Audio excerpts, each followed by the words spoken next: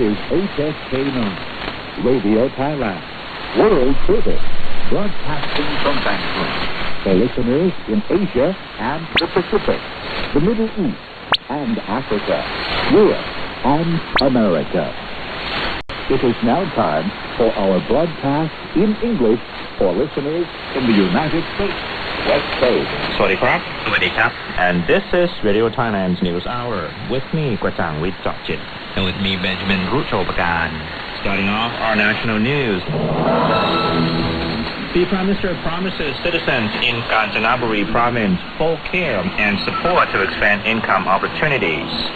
Meanwhile, the NLA Committee on Politics engages in discussion with the EC on the need for clarity on political rules in support of the general election.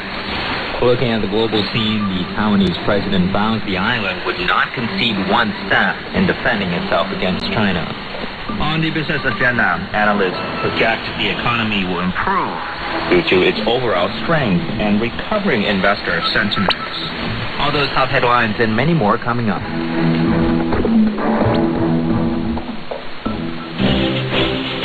National News.